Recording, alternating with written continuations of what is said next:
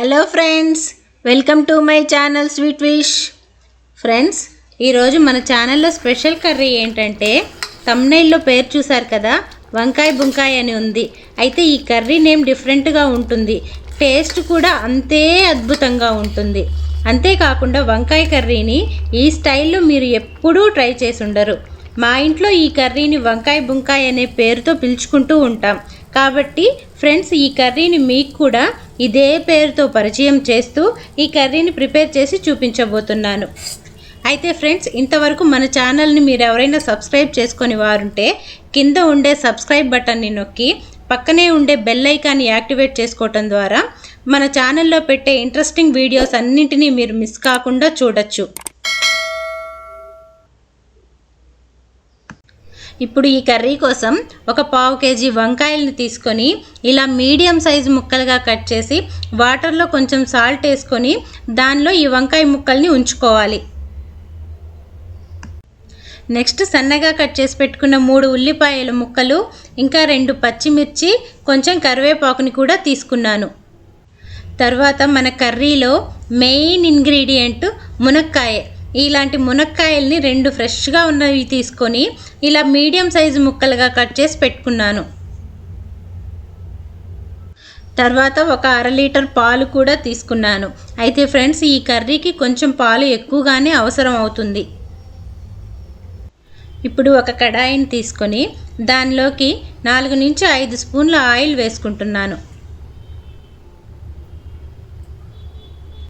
ఇప్పుడు ఆయిల్ కాగిన తర్వాత ఆయిల్లోకి కొంచెం ఆవాలు, కొంచెం జీలకర్ర కూడా వేసేసుకొని అవి ఫ్రై అయిపోయిన తర్వాత మనం ముందుగా కట్ చేసి ఉంచుకున్న ఉల్లిపాయ ముక్కలు, ఇంకా పచ్చిమిర్చి ముక్కల్ని కూడా వేసేసుకొని ఉల్లిపాయలు, పచ్చిమిర్చిని మంచిగా ఫ్రై చేసుకోవాలి. మనం ఎప్పుడూ చెప్పుకునేలాగానే ఉల్లిపాయలు త్వరగా ఫ్రై అయిపోవటం కోసం 1 స్పూన్ సాల్ట్ కూడా వేసుకొని ఉల్లిపాయలు ఫ్రై చేసుకోవాలి.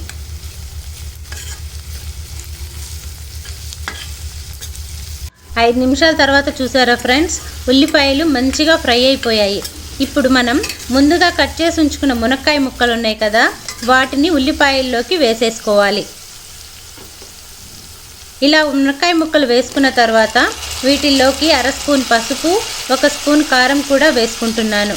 అయితే ఫ్రెండ్స్, కారం మాత్రం చూసి జాగ్రత్తగా వేసుకోండి, ఎందుకంటే ముందు మనం 2 పచ్చిమిర్చి వేసున్నాం కాబట్టి కారం ఎక్కువైపోతుంది. ఇలా వేసిన తర్వాత మునక్కాయల్ని, ఉల్లిపాయల్ని మంచిగా కలిపేసేసుకొని మునక్కాయ ముక్కల్ని ఒక 10 నిమిషాలు ఆయిల్లో ఫ్రై అవ్వనివ్వాలి. అప్పుడే మనం చేస్తున్న కర్రీకి మంచి టేస్ట్ వస్తుంది. ఇప్పుడు ఈ మునక్కాయ ముక్కల్లోకి ఫ్రెష్గా లేతగా ఉండే కరివేపాకుని తీసుకొని కొంచెం వేసుకుంటున్నాను. వేసుకొని ఒకసారి కలిపేసేసుకొని గ్యాస్ని సిమ్లో ఉంచుకొని ఈ మునక్కాయ ముక్కల్ని ఒక 10 నిమిషాలు ఫ్రై అవ్వనివ్వాలి.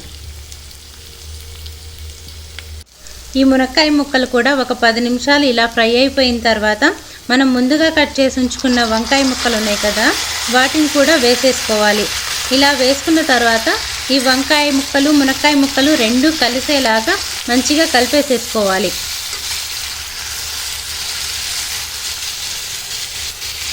ఇలా కలుపుకున్న తర్వాత గ్యాస్ని సిమ్లో ఉంచుకొని ఇంకొక 5 నిమిషాలు కూరని ఉడకనివ్వాలి. 5 నిమిషాల తర్వాత చూసారా, కూర కొంచెం ఉడికింది. ఇప్పుడు ఇంకా మెత్తగా ఉడికి కూర మంచి టేస్ట్ రావటం కోసం ఒక 1/2 కప్పు వాటర్ని కూడా యాడ్ చేసుకుంటున్నాను.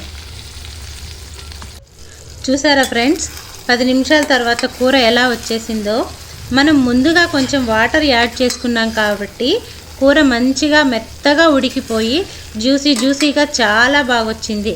ఇలా వచ్చేంత వరకు మనం కూరని ఉడికించుకోవాలి. కూర ఈ స్టేజ్లో ఉన్నప్పుడు ఇప్పుడు మనం ముందుగా తీసుకొని ఉన్నాం కదా 1/2 లీటర్ పాలు, వాటిని కూరలోకి పోసేసుకోవాలి. పాలు ఇలా పోసేసుకున్న తర్వాత కూర అంతా ఒక్కసారి కలుపుకొని గ్యాస్ని సిమ్లో ఉంచుకొని ఒక 10 నిమిషాలు అలా వదిలేయాలి.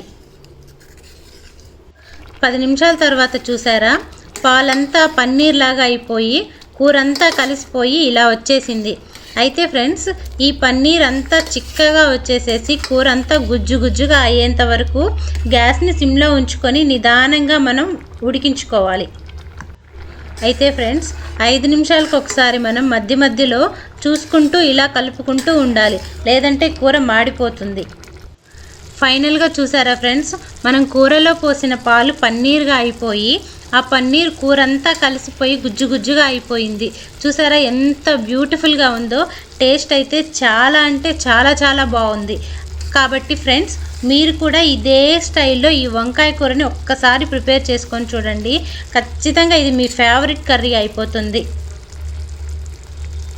అయితే ఫ్రెండ్స్, నేను ఇక్కడ మీకు ఒక మంచి టిప్ చెప్తాను. అదేంటంటే, మనం ఎప్పుడైనా వంకాయ కర్రీ చేసినప్పుడు వంకాయలు తెలియకుండా ఒక్కొక్కసారి చేదు వంకాయలు వస్తుంటాయి. అప్పుడు కూర మొత్తం చేదుగా అయిపోతుంది. అలాంటప్పుడు కూరని మనం పడేస్తుంటాము. కానీ అలా జరగకుండా ఉండాలంటే, అలా చేదుగా ఉన్న వంకాయ కూరలో ఒక 2 స్పూన్లు పచ్చిపాలు కానీ వేసుకొని కూర వండుకున్నారంటే కూరలో ఉండే ఆ చేదు మొత్తం విరిగిపోయి కర్రీ చాలా టేస్ట్గా ఉంటుంది. అప్పుడు మనం కూర కూడా పడేయాల్సిన అవసరం ఉండదు. చూసారా ఫ్రెండ్స్, నా స్టైల్లో చేసిన వంకాయ బుంకాయ కూర ఎంత బ్యూటిఫుల్గా అనిపిస్తుందో. టేస్ట్ కూడా అంతే అద్భుతంగా ఉంది. ఫ్రెండ్స్, మీరు కూడా ఇదే ప్రాసెస్లో వంకాయ కూరని ఇలా ప్రిపేర్ చేసుకొని ఈ టైప్ వంకాయ కూర టేస్ట్ని కూడా మీరు ఎంజాయ్ చేయండి. ఫ్రెండ్స్, నేను చేసిన ఈ వంకాయ కర్రీ కనుక మీకు నచ్చినట్లయితే ప్లీజ్ లైక్ చేయండి. ఇంకా మీ ఫ్రెండ్స్ అండ్ రిలేటివ్స్కి షేర్ చేయండి. ఇలాంటి మంచి మంచి ఇంట్రెస్టింగ్ ఫుడ్ రెసిపీస్ కోసం నా ఛానల్ని సబ్స్క్రైబ్ చేసుకోండి. Thank you for watching.